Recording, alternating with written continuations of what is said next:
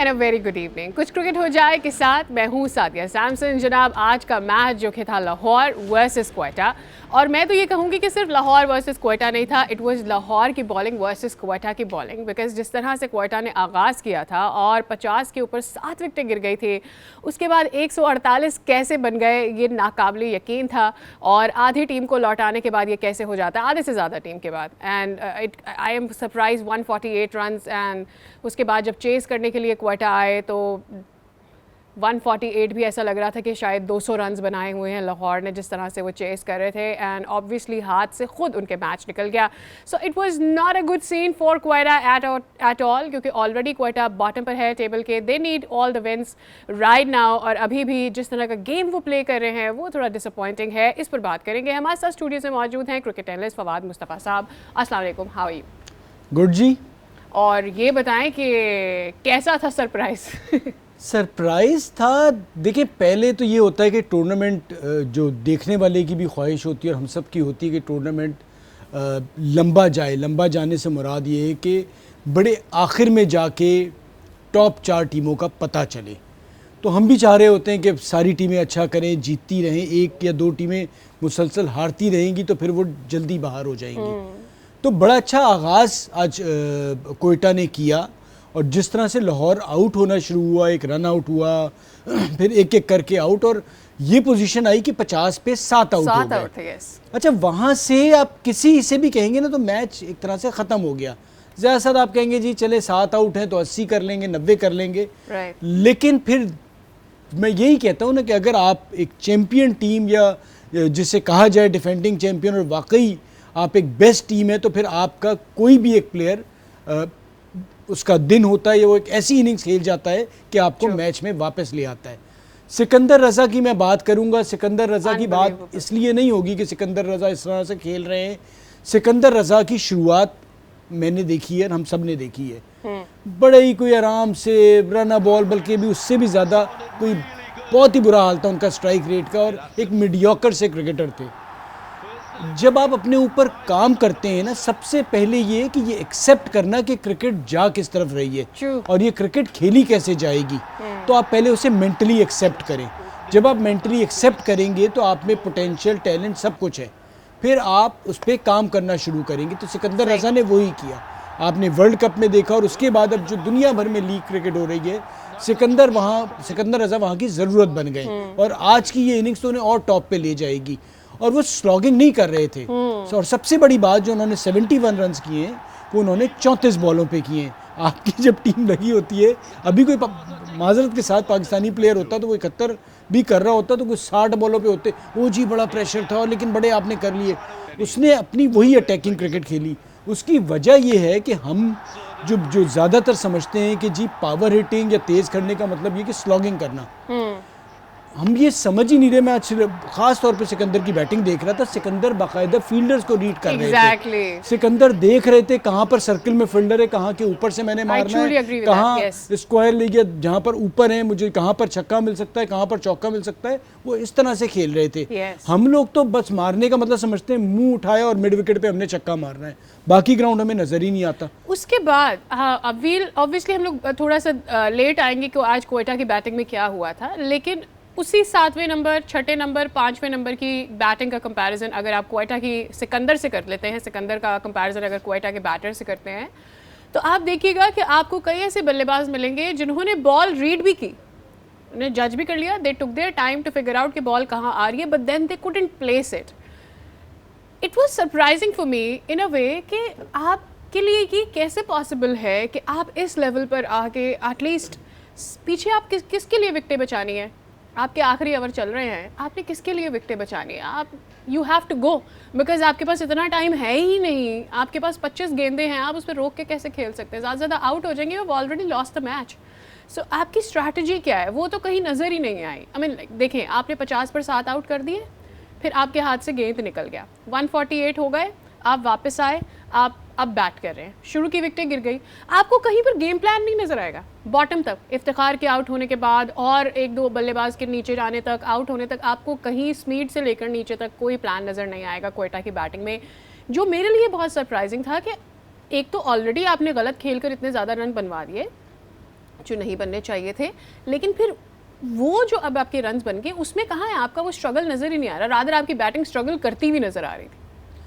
आपके जब 50 रन्स हो गए, एक आउट सर्कल ऑलमोस्ट ख़त्म हुआ था, आपने अगले 5 ओवर में शायद 12-13 रन्स बनाए और आपके 3 आउट हो गए। यस, देखिए प्रॉब्लम सारी ये है कि वो जो अटैकिंग क्रिकेट सिकंदर खेल रहा था, आपने 147 अगर बनाने तो आपने 18वें 19वें ओवर में नहीं बनाने होते।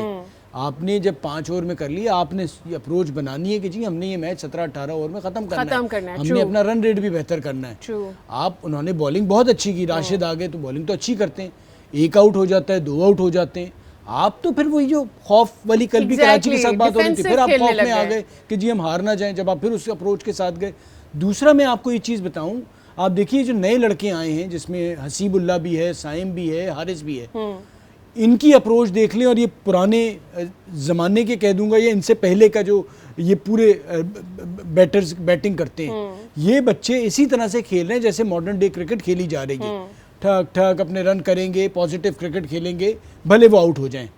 इनसे पहले के जो भी प्लेयर्स आप देखेंगे तो वो अपने आप को सेव कर रहे होते हैं, हम पहले बच जाएं, पूरे रन हो जाएं, उसके बाद फिर हम चांस लेंगे। तो वो जो अप्रोच है उस अप्रोच में फ़र्क है। सिकंदर रज़ा की मैं बात करूंगा, सिकंदर रज़ा ये एक दिन में नहीं हुआ। सिकंदर रज़ा ने अपने आप को सोचा कि जी कौन सी क्रिकेट अब खेली जाएगी जिसमें मैं कामयाबी से इंटरनेशनली अपना नाम बनाऊंगा, तो वो चीज़ सीखी, फिर उस पर काम किया होगा कुछ लोगों के साथ मिलके। और ये बड़ा आसान होता है, आज को आपको कोई 1-2 आप थ्रो डाउन वाले बंदे पकड़ लें और आपने 300 बॉलें खेलनी है, आपने अपने दिमाग में फील्ड रखनी है कि जी ये कवर के ऊपर से मैं मारूंगा तो ये चौका है, ये जाएगा, इन जगहों पे मुझे छक्के मिल सकते हैं। तो वो आप जब जहन में आप बना के नेट पे प्रैक्टिस करते हैं तो वही आप फिर आके मैचेस में करते हैं। और आपको स्पीड का चक्कर थोड़ी हो, आप थ्रो डाउन आप कराते हैं तो 140-150 की स्पीड के आपको मिल जाते हैं, बॉलिंग मशीन है। तो सब चीज़ें अब आसान हो गई हैं, लेकिन प्रॉब्लम ये है कि आपकी सोच, जब वो सोच चेंज होगी तब जाके आप बेहतर होंगे। आपका प्रॉब्लम ये है कि अगर थोड़ा सा क्रिटिसिज्म किसी बड़े प्लेयर पे हो जाए कि जी इस तरह से क्रिकेट खेलनी चाहिए, तो ये क्या कहता है कि कोई आप कराची लॉबी के, आप उस लॉबी के और आप अपने आप को सेव कर रहे होते हैं कि आप उसके बारे में बात नहीं कर सकते। तो भाई क्रिकेट अपनी चेंज करनी पड़ेगी, वरना ठीक है इंटरनेशनली आपको नहीं लोग खिलाएंगे ऑब्वियसली। आप कब तक, और फिर दूसरी चीज़ ये है कि PSL आपकी अपनी लीग है, आप अपने होम ग्राउंड में खेल रहे हैं, और सबसे ज़्यादा इसका एडवांटेज ये होता है that you well aware of how the pitch plays, how the condition are, इस मौसम में आपको कैसा जो है नज़र आएगा, यानी कराची में इस मौसम में आपको ड्यू मिलेगा, इस्लामाबाद में नहीं मिलेगा। A person like me can also जज दैट, और आप उसी लिहाज से अपने आप को प्रिपेयर करना शुरू कर देते हैं। ये एक बहुत बेसिक बात की है मैंने, लेकिन थोड़ा सा आप एडवांस चले जाते हैं तो आप फिर सोचते हैं कि जी आप किस स्ट्रैटेजी के साथ उतरेंगे, आपने 18वें ओवर तक आपके कितने रन होने चाहिए। अगर ऐसा नहीं हुआ, आपका plan A plan be ready रहता है। मुझे ऐसा लगता है कि कराची के बारे में तो हमने बहुत ज़्यादा बात की, but all the teams who are on the bottom of the table, उनको ये सोचने का है कि प्लान ए तो आपका चला नहीं, अब तो आपने प्लान बी के साथ खेलना है अपने। और वो प्लान बी जो मुझे सबसे ज़्यादा अफसोस हो रहा है क्वेटा के लिए, वो ये कि they did not come down with their plan B. विकेटें मिल रही थी, उनको ऐसा लग रहा था जैसे दे गॉट लकी कि उनको विकेटें मिल गई, और उसके बाद उसका कोई प्लान नहीं था उनका पूरी टीम का, विच वाज वेरी सरप्राइजिंग। मैं तो बार बार सोच के ये हैरान हो रही हूँ कि उस सब के बावजूद भी 147 ही हुआ ना। फिर आप अपना स्टार्ट देखिए ना, 51 for 1 है ना, तो फिर आप मतलब 100 रन आप कर नहीं रहे, तो इसमें प्लान ए प्लान बी क्या, इसका मतलब आप में पोटेंशियल ही नहीं। अब तो सॉरी, आप जितने भी प्लेयर्स हैं, आप इससे नहीं, इससे ज़्यादा आपको क्या चाहिए। 15 ओवर में 9 विकेटें आपके हाथ में, आपको 100 रन बनाने 14 ओवर में, तो आपसे 100 नहीं बनेंगे कोई भी बॉलिंग हो दुनिया की। तो इसका मतलब फिर आप लोग बहुत से लोग इस जगह के काबिल नहीं है ना। कल मैं बात कर रहा था आपसे कि उमैर बिन यूसुफ को खिलाएं, हफीज़ से बेहतर हैं। हफीज़ देखें, हफीज़ बड़े अच्छे प्लेयर थे, सारा कुछ था, बट हफीज़ का अब कोई किस लिए वो खेलेंगे, मतलब बस ठीक है, एक शौक़ है, और आप हफीज़ को कुछ कह भी नहीं सकते, एक सीनियर क्रिकेटर है। एक यंगस्टर आएगा, उसे अपने आप को मनवाना है। बाकी 3 मुल्क जो यंगस्टर्स खेले हैं, तैयब ताहिर, ये जितने यंग लड़के खेले, अच्छा ही किया है ना। आप पता नहीं क्यों चांस नहीं ले रहे। आप सेफ खेल रहे हैं, एक हफीज़ बॉलिंग कर सकता है तो फिर या तो पूरी बॉलिंग करा लो, आप वो भी नहीं कर रहे। सही। तो जब आप सेफ खेलते हैं ना तो फिर यही होता है। आप यासिर, आपके इमर्जिंग देखें ना, यासिर हैं, एमल हैं, बंगलज़ई हैं, तो तीनों इमर्जिंग में भी आपके कोई ऐसे प्लेयर नहीं है ना कि थोड़ा सा जो इम्पैक्ट डालें, तो आपने गलतियां काफ़ी सारी की हैं। Was there any mistake after the 7th wicket had gone down? उसके बाद क्या हुआ था? Why couldn't they take the last 3 wickets? I mean, Sikandar Raza obviously was from one side he was playing, but from the other side, 8वीं wicket, 9वीं wicket, 10वीं wicket नहीं गिर पा रही थी. Why? देखिए, या तो आप टोटली अटैक में जाते कि जी हमें आउट करना है, उसने पहले नवाज को मारा, फिर उसके बाद वो अपना खेल खेलता रहा। देखिए सिकंदर बहुत अच्छा खेला मैं है। तो ये कह रही हूँ कि आप दूसरे एंड को भी तो आप कर सकते target थे। करते हैं आपने आज आपने हसनैन को एक मैच में मार पड़ी, आपने उसे बिठा दिया। सर ऐसे नहीं होता। ठीक है, उमैद आसिफ आए, उन्होंने एक आउट कर लिया, 33 रन दे दिए उन्होंने भी 3.3 ओवर्स में, लेकिन हसनैन एक ऐसा बॉलर है कि जो इस मौके पे आके पूरी टीम नीचे से आउट मुझे कर ऐसा देता है। लगता है तेज आप बॉलर। ऐसे बहुत सारे प्लेयर्स को जाया कर देते हैं। नहीं, आप देखिए, अगर आप उनको बिठा एक मैच देंगे में आप मार तो पड़ उनके गई, कोई बात कॉन्फिडेंस नहीं, के क्या साथ, हो हाँ गया? एग्जैक्टली। अच्छा, एक मैच में मार पड़ने पे आपने उसको तो बिठा दिया हसनैन को। हम्म। बैटिंग में आपके इतने लोग स्ट्रगल कर रहे हैं, आप उसमें उमैर यूसुफ को नहीं लेके आए। आप मुझे बताएं ना, एक मिडिल ऑर्डर में आपकी बैटिंग नहीं डिलीवर कर रही, सही। मैच में तो एक में ही मार पड़ी है ना, इज अ गुड बॉलर। आप उसे चांस दें, तेज बॉलर पिट जाता है जी, बड़े बड़े लोगों को 60 हारिस को नहीं मार पड़ रही थी, आज हारिस वापस आ गया। हमने राशिद को क्या पिटते हुए नहीं देखा। तो राशिद को बिठा देते, ऐसे नहीं होता। तो आपने गलतियां की हैं जिसकी वजह से आज आप आखिरी नंबर पे हैं, और अब बचा क्या है? अब मेरा point ये है, तीन मैच हाँ अगर जी। आप सारे जीतेंगे ना तो भी आपके 8 पॉइंट होंगे, और 3 जीतना आसान नहीं है। आप एक तरह से आपके लिए PSL 8 खत्म हो आप गया। शायद ये बात कराची के लिए फिर भी कर सकते हैं, because they at least have a plan. 4 point हैं। They are not good enough but they are better than Quetta. लेकिन आप ये बात क्वेटा के लिए नहीं कर सकते, because they lack plan, they lack the confidence they have to put it in the players. दूसरी बात ये, मुझे ये बहुत अजीब लगता है कि जब आपका कॉन्फिडेंस नहीं होता किसी प्लेयर पर, आप एक प्लेयर को चेंज करते दूसरे को करते, आप अपनी टीम के साथ जो तहस नहस कर रहे हैं वो तो एक अलग है जो आप ग्राउंड में उतार रहे हैं। उस यंगस्टर के साथ जो आप कर रहे हैं वो एक अलग बात होती है। मुझे ऐसा लगता है कि अब हसनैन आपका अच्छा, हाँ ठीक है, वो कंपैरेटिवली अगर आप नसीम से उसका कंपैरिजन ड्रॉ करते हैं, आपको ऐसा लगता है हाँ ठीक है, he will have to learn a little more comparatively, लेकिन he is a good bowler. आप उसे बिठा रहे हैं सिर्फ एक मार के ऊपर, और क्या उसके बाद आपने क्या हासिल कर लिया?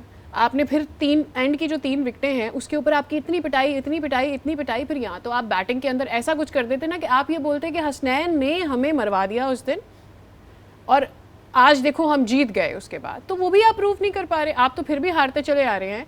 तो इससे तो आपका पता चलता है ना कि भाई आपकी कमज़ोरी इससे और ज़्यादा डिफाइन हो रही है। एक तो जो प्लेयर के, किसी भी प्लेयर के जो कॉन्फिडेंस है उसके साथ जो आप खेल रहे हैं, that is one sided, right.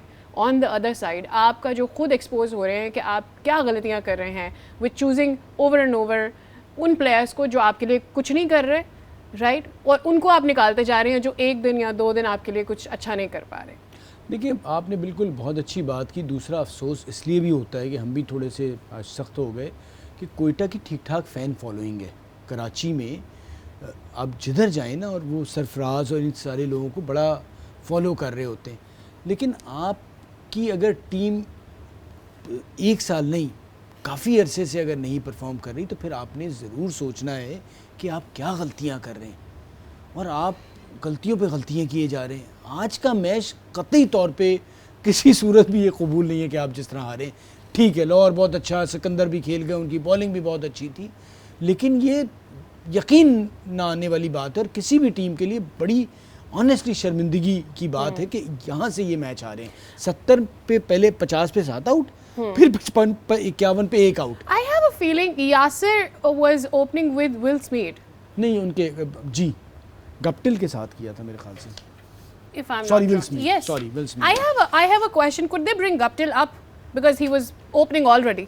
देखिए, गप्टिल और विल स्मिथ को ही ओपन करना चाहिए था सही। मेरे ख्याल से। अब बेहतर उन्होंने जो भी डिसीजन लिया होगा, बट मुझे ओपनिंग से इसलिए मसला नहीं है कि ओपनिंग का स्टैंड अगर आप देखें तो वो तो अच्छा हो गया था ना इनका। सही। ओपनिंग स्टैंड तो अच्छा हो गया था। आपने मुझे पहला गप्टिल का विकेट आपका dismissal गिरा भी है, खासा 53 रन पे पहला विकेट आपका गिरा है, तो काम Right. तो ओपनिंग में हो गया था। Right. ठीक है, वो इतना तेज नहीं खेले, बट 50 रन आपके अगर हो जाते हैं पहली विकेट पे, और वो भी सर्कल के अंदर, तो और आपको क्या चाहिए? अच्छा, एक और भी चीज़ है, आपको याद होगा कि जब हफीज़ को बहुत नीचे खिला रहे थे तो वी हैड अ क्वेश्चन कि हफीज़ को आप इतना नीचे क्यों लेकर आ रहे हैं। फिर दे ट्राइड हिम अप, ठीक है, उसको ऊपर लेकर आ गए। वहाँ पर भी हफीज़ ने एक मैच में परफॉर्म किया था कंपैरेटिवली बेटर, लेकिन otherwise he couldn't do much. बिल्कुल बिल्कुल। I have a feeling either Hafeez was playing the game that he does, या तो वो अपना बॉलिंग में रोल कर रहे होते या तो अपना बैटिंग में रोल कर रहे होते. इफ़ ही वॉज नॉट, जहाँ पर चेंज करना चाहिए था, probably they were suppose to drop Hafeez and bring in another batsman on his place. देखिए आपके पास तो दो ऑप्शन बैठे हुए ना, या तो एक आपने उमर अकमल भी आपने ही रखा था, उमर यूसुफ भी रखा था और हफीज़ भी. सही. हफीज़ आपका थर्ड ऑप्शन था, वो तो रिप्लेसमेंट के तौर पे आए ना. पहला आपका उमर अकमल था, हाँ, फिर उसके फिर बाद उमर यूसुफ था. तो अब जो तीसरा बंदा जिसको होना ही नहीं था, जो ऑलमोस्ट क्रिकेट छोड़ गया है, अब वो आपका फर्स्ट ऑप्शन बन गया है. सही. और हफीज़ का तो इंटरेस्ट एक तरह से जब आप छोड़ जाते हैं तो ख़त्म सा हो जाता है ना. आप कैसे एक्सपेक्ट कर रहे हैं कि वो आके मैच जिता जाएगा. सही. वो तो अपनी जो अपना जितना भी उसका एक अच्छा टाइम है वो गुजार चुका है.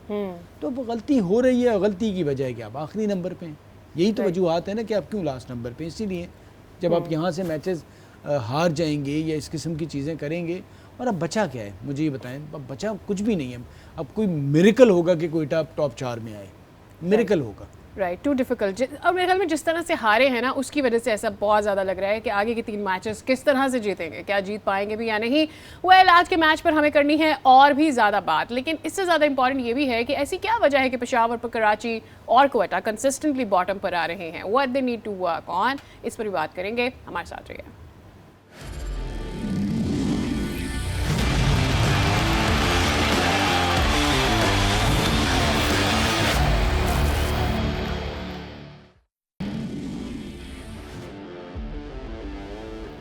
Welcome back again. तो हम बात कर रहे हैं क्वेटा वर्सेस लाहौर. किस तरह से लाहौर आज का मैच जीत गई. ये हारा हुआ मैच छीन कर लेकर गए क्वेटा के हाथों से.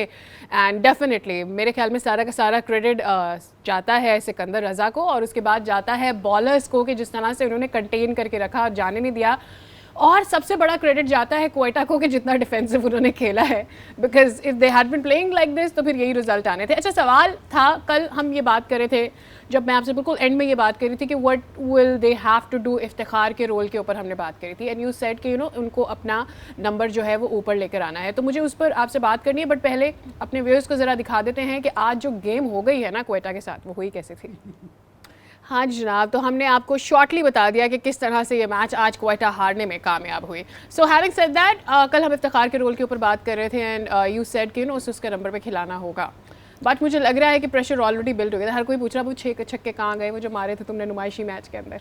ये नुमाइशी मैच में जब 6 छक्के इफ्तिखार ने मारे तो हम बैठे हुए थे. एक फॉर्मर क्रिकेटर हैं सईद अली साहब, लारोस क्रिकेट क्लब चलाते हैं, हमारे बड़े अच्छे दोस्त हैं. तो उन्होंने बड़ी अच्छी बात की. हम सब कहते 6 छक्के बड़े ज़बरदस्त, पसंद नहीं होता, जो नहीं होता. उन्होंने कहा भाई ये 6 छक्के इसके गले पड़ जाएंगे क्योंकि PSL में वो जहाँ जा रहा है ना, आपने 6 छक्के मारे थे, अब क्या प्लान है, अब क्या प्लान है. वो एक ज़बरदस्ती का प्रेशर हो गया है. सही. क्योंकि अगर वो 6 छक्के मारे होते, टीवी पे लोग ना देख रहे होते, तो शायद इतना प्रेशर नहीं होता. या किसी ऐसे मैच में कि PSL के, अब वो आपसे हर बंदा वही सवाल करता हो, एक एडिड प्रेशर के साथ आप आ रहे होते हैं कि मुझसे बहुत ज़्यादा एक्सपेक्टेशन है, और टीम उनकी जो कुछ भी नहीं कर रही, तो वो और प्रेशर आ गया.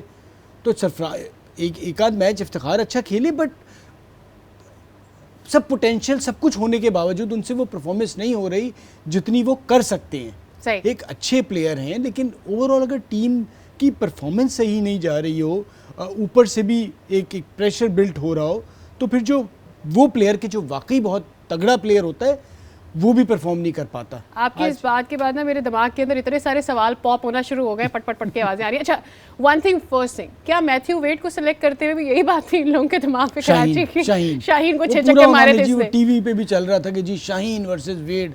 भाई कहाँ शाहीन कहाँ वेड. और वो तो अब मसला ये हो गया कि वेड संभल ही नहीं पा रहा. वो कहते ना बहुत ही कोई महंगी चीज़ ख़रीद लाते हैं, फिर आप ज़बरदस्ती वो ख़राब भी निकल आए तो अगर खाने की तो आप खा रहे होते हैं कि नहीं भाई ये बहुत महंगी आइसक्रीम हमने ली है, ये हमें खानी ही खानी है. हालांकि आप कहते हैं क्या टेस्ट है. तो मैथ्यू वेड के साथ वही हो गया है कि इतना महंगा ख़रीद लिया है कि आपने कहते हैं कि नहीं भाई इसको हम बिठा नहीं सकते. मुझे एक दूसरी मिसाल भी देते, आप मेहमानों के सामने अपने किसी बच्चे की बहुत ज़्यादा तारीफ़ कर देते हैं ना, फिर वो बच्चा जहाँ ज़्यादा ना वो फैला हुआ बच्चा होता है आपका. एक तो मुझे लग रहा है मैथ्यू के साथ कहीं वो भी हो गया है. मैथ्यू वेड पे नहीं थी इतनी, हालांकि बेचारे का मैच भी नहीं है, लेकिन फालतू में डिस्कस कर रहे हैं. खिलाना भी था तो नीचे खिलाना था, बाप उसे ऊपर खिला रहे हैं. तो मुझे नहीं पता कि आपने जो ड्राफ्ट में डिसीजंस लिए वो नज़र ही आ रहे हैं ना टीमों की परफॉर्मेंस से. राइट. अच्छा, with that coming back to Sarfaraz, Do you think he had to do the role better today that he did not, because as a captain he was very much needed? अच्छा, आज सरफराज हफीज़ वाली जगह पे सरफराज आ जाते तो ज़्यादा बेहतर होता, क्योंकि जब राशिद, सारी दुनिया को पता है कि सरफराज स्पिनर्स को बहुत अच्छा खेलते हैं, वो टाइम मेरे ख्याल से ज़्यादा बेहतर था। लेकिन सरफराज पे भी अब एडेड एक प्रेशर तो आ रहा है। उसकी वजह ये है कि भाई कोयटा नहीं डिलीवर कर रहा, आप कप्तान हैं, आप ही कप्तान रहे हैं, और अब कैसे जस्टिफाई करेंगे अपनी कप्तानी की पोजीशन, अपनी बैटिंग की पोजीशन? तो एक प्रेशर तो है ना। अगर आप इस PSL 8 में भी आप फारिग हो जाते हैं, आप टॉप 4 में नहीं पहुंच पाते, तो मैनेजमेंट कैसे, आपको कितनी आपके रिलेशन हो, कितनी आपकी रिस्पेक्ट हो, लेकिन जब आपकी टीम पे बात आ जाती है तो कैसे सरफराज को कब तक कप्तानी और उसको साथ लेके चला जाएगा? बहुत नदीम उमर साहब ने खिलाया, उनके बिल्कुल फैमिली जैसे, लेकिन यहाँ टीम पे अब बात आ गई है ना, तो मुझे लग रहा है सरफराज पे प्रेशर बढ़ता चला जा रहा है। अब इससे कतई मेरा मतलब नहीं है कि आप को पाकिस्तान टीम में उसकी जो परफॉर्मेंस हुई है टेस्ट सीरीज में, उस पर कुछ आप चीज़ों को उस तरह से मिक्स करें, लेकिन यहाँ ये एक अलग रोल है ना। यहाँ एक T20 क्रिकेट फॉर्मेट और कोयटा ग्लैडिएटर की बात हो रही है कि जो टीम उनकी कप्तानी में नहीं परफॉर्म। अच्छा, ये आपने बड़ा अच्छा, जो अहम टॉपिक है ना, इसके ऊपर आपने स्पॉटलाइट डाल दिया है कि भाई कतन आपका मकसद ये नहीं है कि जो how he is playing in test team उसके ऊपर इसका किसी भी किस्म का शैडो आए, बिकॉज हमारे यहाँ इस तरह से चीज़ें हो जाती हैं मेरे ख्याल में। लेकिन अहम बात यह है, there is one more important thing that I need to ask you, कि ऐसा क्यों होता है, और ऐसा सिर्फ यहीं पर क्यों होता है कि हम चीज़ों का अंडा घोटाला बनाकर खाने की हमें क्यों इतनी आदत है कि हम चीज़ों को मिक्सअप कर देते हैं? आपका जो टीम, आपकी नेशनल टीम का रोल है, उसको आपका T20 की अगर टीम में अगर आप हैं तो उसका रोल आपको वनडे में क्यों नहीं नज़र आ रहा है? ये सारी चीज़ें हम अलग अलग क्यों करके नहीं, फैला के क्यों नहीं देख सकते इनको? देखिए, हमारे यहाँ सिस्टम तो कोई है नहीं, माजरत के साथ। सही, एक सिस्टम क्राइटेरिया होना, अगर आप किसी सेलेक्टर से कभी गपशप लगाएं तो उससे आप पूछेंगे कि भाई सिलेक्शन क्राइटेरिया क्या है, उसमें ऊपर नीचे हो सकता है, क्या बेसिस हैं आपके किसी भी फॉर्मेट में किसी प्लेयर को सेलेक्ट करने के, कि जी कितने फर्स्ट क्लास मैचेस खेल लिए हैं, कितना उसका बैटिंग एवरेज है, क्या उसका स्ट्राइक रेट है, अगर आप टेस्ट क्रिकेट के लिए बात कर रहे हैं, इसी तरह से T20 और वनडे के लिए, और आप फिर बॉलिंग की तरफ आ जाए तो क्राइटेरिया कोई नहीं है। तो जब एक शोर मचता है सोशल मीडिया पे किसी प्लेयर के लिए, तो जो सिलेक्शन कमेटी होती है वो ज़्यादातर अपने आप को बचाने के लिए कि जी खिला दो, सही, अगर ज़्यादा कुछ नहीं करेगा तो हम कहेंगे देखें जी जो उसके सपोर्टर्स हैं वो खामोश रहेंगे और हमें सोशल मीडिया पे ज़्यादा खिंचाई नहीं होगी। सही सही। लेकिन अगर कोई प्लेयर अच्छा भी है और सोशल मीडिया पे उसको पसंद नहीं किया जाता, वो आप फिर उस पर टाइम लगाते हैं उसको खिलाने में, क्योंकि आप डर रहे होते हैं, आप नौकरी के लिए आते हैं ना। अगर आपके ऑलरेडी कोई नौकरी हो या कुछ हो तो फिर भी आप कोई ऐसे डिसीजन लेंगे जो आप खौफ में नहीं होंगे। तो जब आप खौफ में सिलेक्शन भी कर रहे होते हैं तो आप ये इस किस्म के फैसले करते हैं कि आप T20 का टेस्ट में खिला देते हैं, फर्स्ट क्लास का T20 में खिला देते हैं, किसी का क्या स्ट्राइक रेट है, क्या एवरेज है, तो वो आप करते रहते हैं और इसीलिए आपकी एक टीम सेटल नहीं हो पाती। राइट, ठीक है। अच्छा, अब आके बात करनी है हमें अगले मैच के फिर, और फिर हमें इस्लामाबाद के प्लेयर शादाब की वो प्रेस कॉन्फ्रेंस भी आपको दिखानी है जिसमें कुछ टंग उनका स्लिप हो गया था, कैसे बात की थी उन्होंने, बताएंगे आपको ब्रेक के बाद हमारे साथ।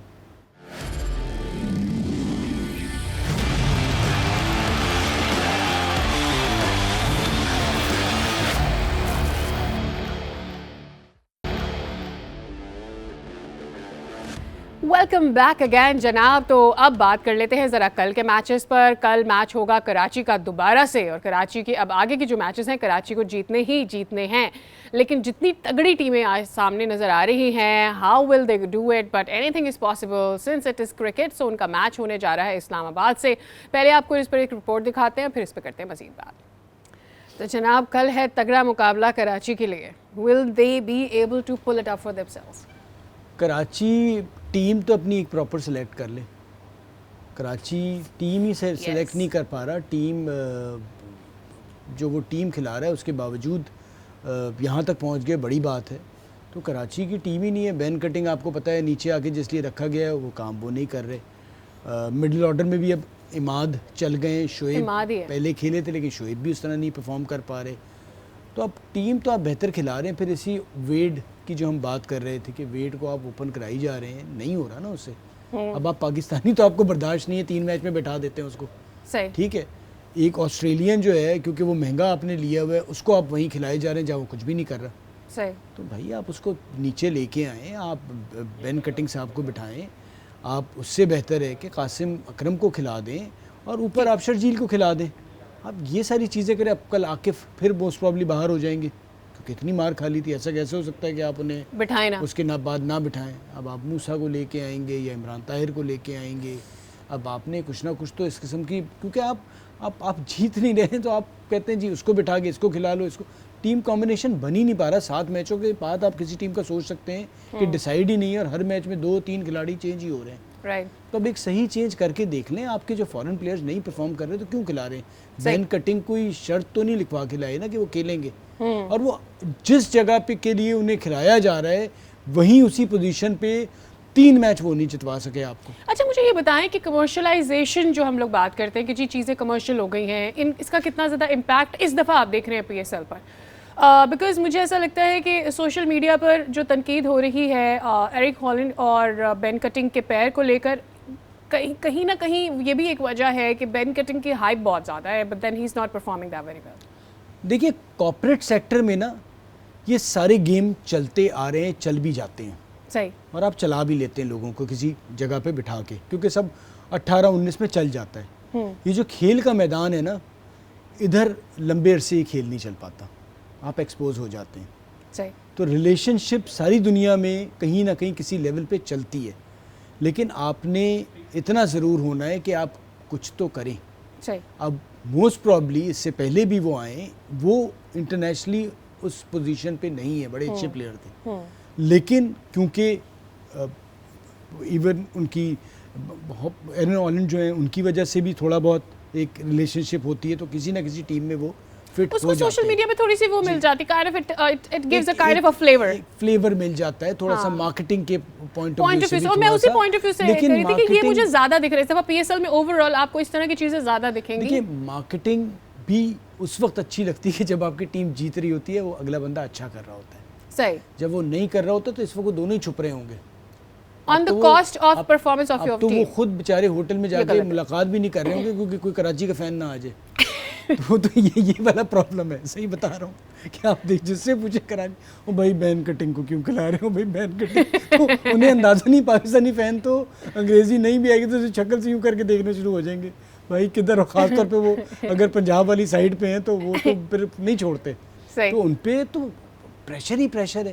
तो कराची को अब चाहिए कि आखिरी मैचेस रह गए हैं, कोशिश एक ज़रूर कर लें कि जो अपनी बेस्ट टीम है उसके साथ जाएं, आकिफ को ज़रूर खिलाएं, कोई बात नहीं, मार पड़ गई, आप कासिम अकरम को लेके आएँ दोबारा, उसको आप वेट को खिला लें नीचे, कासिम को बीच में खिला लें, शोएब मलिक को ज़रूर खिलाएं क्योंकि बेन कटिंग से तो बेहतर ही है ना, शोएब को खिलाएं, और आप कासिम अकरम को लेके आएँ, शर्जील को ऊपर ले आएँ और मैथ्यू वेट को नीचे खिला लें। मेरे ख्याल में शोएब का कल रोल इसलिए भी ज़्यादा इंपॉर्टेंट होगा because comparatively Islamabad has not the best bowling, लेकिन क्या शादाब और शोएब को आप देखना चाहेंगे आमने सामने?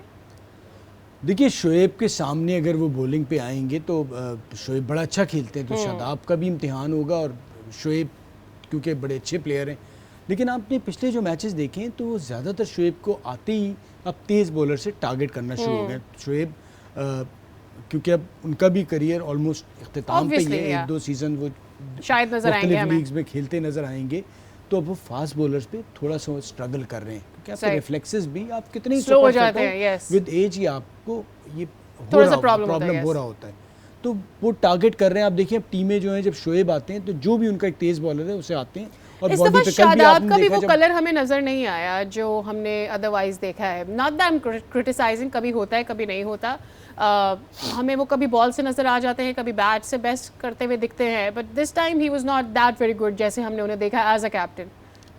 देखिए, जो इस्लामाबाद में जीत भी जो इस्लामाबाद की आ रही थी, शादाब बीच में से आके बड़े अच्छे रन्स कर रहे थे, तो शादाब का बॉलिंग का तो ठीक है, लेकिन बैटिंग में जो आके वो तेज़ रन कर जाते हैं ना, वो उनसे नहीं हो रहा, तो उनका वो खेल बहुत ज़रूरी है इस्लामाबाद के लिए आगे के मैचेस में कि शादाब बीच में से आके रन करें, लेकिन एलेक्स हेल्स भी आ गए, हेल्स तो आते ही धमाका मुझे लगता है करेंगे। राइट। और ओपन में अगर वो चल गए तो फिर वो अकेले ही काफ़ी होंगे। ट्रू। तो इस्लामाबाद की बैटिंग और स्ट्रांग हो गई है। कराची फिर एक बहुत ज़्यादा प्रेशर के साथ मैच खेलने जा रहा है, क्योंकि कल वो बाहर होता है, अब हारता है तो वो भी एक तरह से बाहर हो जाएगा। तो दो टीमें वाजी हो जाएंगी फिर, कोयटा और कराची। इस्लामाबाद के फिर 8 पॉइंट हो जाएंगे, मेरे ख्याल से 8 ही पॉइंट हो जाएंगे, और पेशावर ने एक मैच जीतना है, तो फिर तो एक तरह से आप फारिग ही हो गए। सही है। तो कराची के लिए एक बहुत इंपॉर्टेंट मैच है। अगर कराची कल हारता है तो फिर कराची मेरे ख्याल से PSL 8 We'll be से seeing कि वो almost gone हो almost जाएंगे। बाहर वो हो फिर जाएगा। बाद में फिर देखना वो होगा कि ये किसका रन रेट हो, हाँ। कौन किससे हार जाए, वो चलाया ही जाता है कि जी किसी तरह ताकि इंटरेस्ट रहे। एंड प्रॉबेबली वो कल पेशावर ने प्रूव कर दिया है that they are still in the better position than Karachi, और क्वेटा तो obviously is on the bottom of the table. तो अब देखना ये कि कल के मैच को किस तरह से जीतते हैं। अगर जीते हैं कराची और अगर नहीं जीते हैं तो इस्लामाबाद क्या करता है कि कराची कल हार जाता है। इसके लिए आपको देखना होगा कल का मैच, और फिर हम मिलेंगे और बात करेंगे कल के मैच के एनालिसिस पर। आज का शो हो गया है ख़त्म, कल होती है मुलाकात, तब तक के लिए बाय बाय, सी यू।